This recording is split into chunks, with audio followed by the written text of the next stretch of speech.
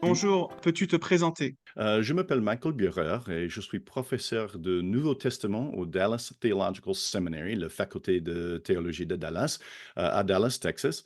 Je suis également doyen des profs, Dean of Faculty. Ça veut dire je guide nos professeurs dans leur enseignement et leur recherche. J'y enseigne depuis 2004. Mes principaux domaines d'intérêt sont la grammaire grecque et l'exégèse.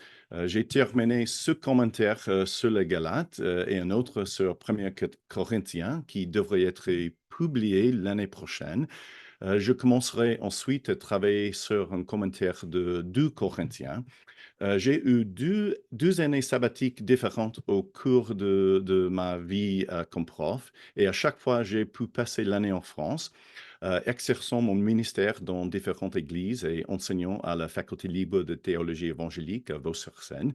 La première fois, c'était en 2010 à 2011 et la seconde est en 2019 à 2020 qui a été écourtée à cause de la pandémie. Je suis marié à Mélanie et nous avons trois enfants adultes, dont deux se sont récemment mariés.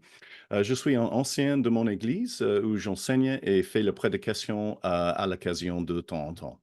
À quelle crise les assemblées de Galatie faisaient-elles face à l'époque où Paul a rédigé son épître aux Galates? Paul avait implanté les églises en Galatie lors de son premier voyage missionnaire. Après son départ, des chrétiens juifs sont entrés dans les assemblées et ont prêché un évangile différent, un évangile qui exigeait que les gentils soient circoncis pour faire partie de l'Église. Ces prédicateurs faisaient partie de l'Église primitive, probablement des Juifs qui avaient accepté Jésus comme Messie, mais ils différaient radicalement de Paul quant à la base de l'intégration des païens dans l'Église. Paul considère ces personnes comme des opposants pour deux raisons principales. Leur enseignement selon lequel les païens devaient accepter la circoncision pour être pleinement acceptés par Dieu et le fait déstabilisant qu'ils avaient sur les congrégations. Paul voulait que l'ensemble du livre des Galates annule le fait que les opposants avaient sur l'Église et montrant définitivement que l'enseignement des opposants ne devait pas être accepté en affirmant son autorité apostolique, l'origine divine de son évangile et le fondement théologique de ces deux éléments. L'argument central de Paul contre les opposants est son principal argument théologique, à savoir que les chrétiens païens sont effectivement apparentés à Abraham, mais pas par leur circoncision, ni par une obéissance à la Torah. Ils sont plutôt apparentés à Abraham parce qu'ils sont en Christ par la foi, et en tant que tels, il n'y a pas d'autre exigence à leur imposer. Les adversaires de Paul imposaient aux païens des églises galates une exigence supplémentaire au-delà de la foi en Christ. Paul a rejeté catégoriquement cette exigence et a écrit pour ramener les Galates à une acceptation pure de son évangile. Qu'est-ce que les œuvres de la loi et qu'est-ce que la foi selon OK. Paul? C'est un peu difficile de déterminer le sens propre des œuvres de la loi dans l'argumentation de Paul dans l'Épître. Parce qu'une grande partie de l'arrière-plan de l'expression qui est pertinente pour son interprétation n'est pas précisée dans l'Épître. Lorsque Paul utilise l'expression pour la première fois en Galates 2, 16, c'est en réponse aux questions particulières qui ont provoqué sa visite à Jérusalem et le conflit avec Pierre à Antioche. C'est circoncision et les lois alimentaires. Il s'agit en effet d'exigences bien connues de la Torah qui marquaient l'appartenance d'un individu à l'alliance. En tant que tel, les œuvres de la loi ont souvent été définies traditionnellement comme salvatrices, comme si le fait de les accomplir apportait le salut. Mais des études récentes ont soutenu qu'elles sont plutôt sociales, en ce sens qu'elles marquent l'appartenance à la communauté de l'Alliance. La meilleure interprétation, de mon avis, ne limite pas les œuvres de la loi au seul aspect social ou au seul aspect salvateur. Au contraire, elles sont légitimes les deux, et Paul rejette leur fonction dans les deux contextes. Paul refuse leur fonction de marquer restrictif de l'appartenance et la communauté de l'alliance de Dieu.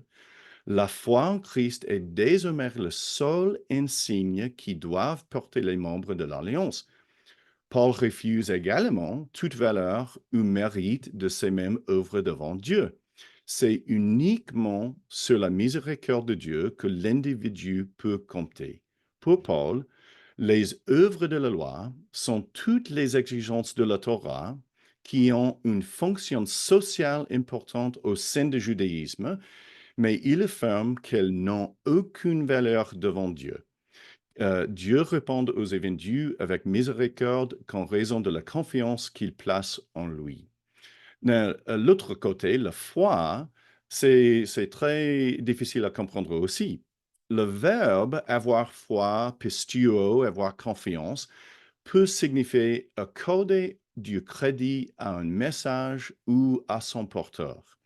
Ce sens dans un contexte religieux domine clairement dans la Bible. Par exemple, Dieu est fréquemment l'objet de foi. Le substantif, le nom foi, peut signifier ce qui suscite la confiance, ce qui, dans certains contextes, signifierait fidélité et confiance que l'on met en pratique. En raison de cet éventail de significations, ce groupe de mots est étroitement lié à plusieurs concepts importants de l'Ancien Testament, notamment la croyance, l'obéissance, la confiance, l'espoir et la fidélité. Malgré cela, le groupe de mots a développé certaines significations spécifiques dans le contexte chrétien du Nouveau Testament, notamment le contenu du ce qui est cru, l'attitude globale de la vie et une orientation spécifique vers l'acte de Dieu en Christ. Pour Paul, la foi commence par l'idée générale de l'acceptation de la proclamation de l'activité salvatrice de Dieu en Christ, mais il la rend plus centrale d'un point de vue théologique en tant que seul moyen de recevoir le don gracieux de salut que est la justice. Paul comprend qu'il s'agit de l'objectif central du message de l'Ancien Testament. La foi est le principe central de la vie chrétienne du Nouveau Testament, car l'individu et la communauté dans son ensemble répondent à la révélation de Dieu en Christ et à son action continue au milieu d'eux par l'Esprit. Quelle était la place de la loi dans le plan de Dieu selon les judaïsants? Comment est-ce que Paul leur répond? Et quelle est en réalité la place de la loi dans le plan de Dieu? Cette question, c'est très, très important, mais Paul lui-même illustre ces deux points de vue différents. En tant que pharisien, Paul avait une connaissance intime de la loi que Dieu avait donnée à Israël dans le Pentateuque par Moïse. En effet, sa dévotion personnelle à la loi dépassait celle de ses contemporains. Sa dévotion était telle qu'il pouvait se décrire lui-même par un terme tel que zélote dans Galates 1, 14. Dans la loi, Paul voyait le dessein et le plan de Dieu pour Israël, et à travers celle, il vivait pour faire fructifier ce dessein et ce plan. Pour Paul, l'obéissance à la loi était le moyen pour le juif de montrer son engagement envers Dieu et de s'assurer qu'il restait dans l'alliance conformément à la volonté de Dieu. Mais, cette position ne tient pas compte de ce que l'Ancien Testament lui-même dit de la loi. L'Ancien Testament lui-même donnait la priorité à la foi comme moyen d'établir une relation avec Dieu. Paul reconnaît désormais que la loi sert à guider le peuple juif vers le Christ. Ce n'est qu'en lui que la loi trouve son accomplissement. C'est pourquoi il utilise l'image bien connue du gardien dans Galates 3, 24. La loi, au lieu de fournir une base pour se sentir devant Dieu, a plutôt fourni un témoignage du Christ, en qui il faut avoir foi pour soutenir devant Dieu. En répondant à la loi, Paul se rend compte qu'elle ne peut que condamner un individu parce qu'il n'y obéit pas. Ce n'est qu'en Christ que l'on trouve le pardon et la liberté et que l'on accomplit ce que la loi voulait. En Christ, la loi est un témoignage historique, un témoignage de la révélation de Dieu, un témoignage du Christ, mais c'est pleinement et finalement accompli en Christ. En quoi le don de Christ règle-t-il le problème du péché selon Paul en Galates? Et en quoi l'Esprit Saint est un élément essentiel de l'Évangile selon Paul en Galates? Paul commence le livre en décrivant le Christ comme celui qui a donné lui-même pour nous sauver de nos péchés, afin de nous arracher au monde présent dominé par le mal. Ce passage, près de le commencement du livre, est important car il décrit la mort du Christ sur la croix comme étant à la fois la solution au problème de notre péché et à la fois la solution au monde mauvais qui nous entoure. La mort du Christ est à la fois un substitut qui paye pour notre péché et un secours qui nous délivre de ce monde mauvais. Ensuite, dans l'un des versets les plus importants du livre, chapitre 2, 16, Paul parle de la justification des croyants par la foi en Jésus-Christ.